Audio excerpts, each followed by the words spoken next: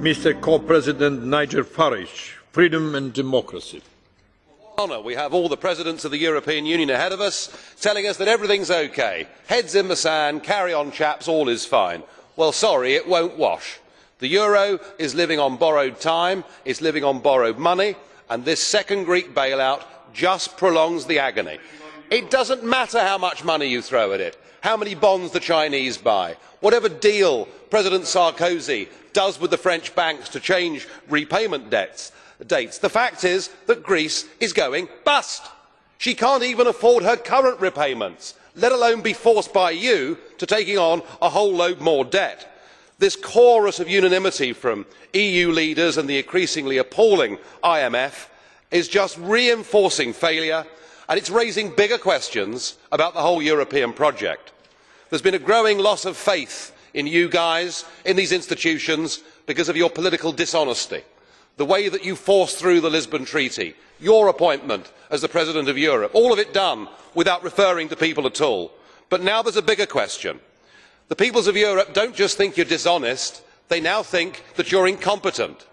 It's bad enough to have your democracy taken from you, but to have your lives now run by people who are taking us towards the economic rocks is far, far worse. You run around like headless chickens, lurching from one bailout to the next, never inspiring confidence, never giving any leadership. Every single prediction you make at these meetings is proved to be wrong. You are now looked at as the Brussels bunglers. And your complete refusal to accept a contingency plan, to accept a plan B of any kind at all, as millions lose their job and their lives sink increasingly into poverty, frankly is nothing less than a dereliction of duty. You are not fit for purpose. And this chamber may be empty today because MEPs, frankly, don't really care. But as we speak, there are hundreds of thousands gathering in Athens and other big Greek cities. If they reject your bullying demands, if they say no to this package and there is a default, well, it'll be painful for the banks, it'll be painful for the ECB, but better surely to face up to our responsibilities now. I wonder, do you have a plan in place for that?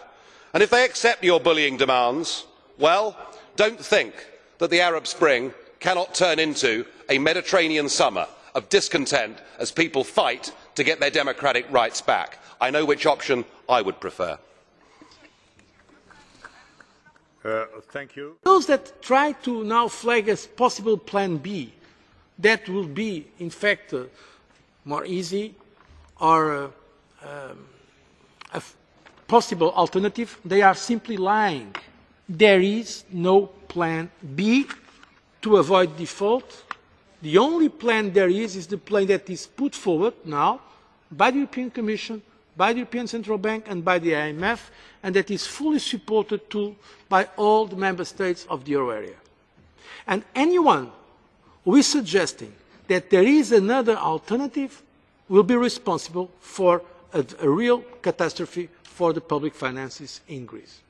This is the plan we have. And when we have a plan, of course commentators can always speculate, but usually I leave speculation for speculators. We are not here to speculate. We are here to take actions. And we have defined a plan, we have to stick to it. This is the plan that we have for dealing with the situation in Greece. And any idea to create alternatives, to be all the time putting in question, will not reinforce the confidence of Greece itself in the plan and the confidence of the European Union and overall confidence of the markets. So our message, if we really want to help, is let's stick to the plan agreed.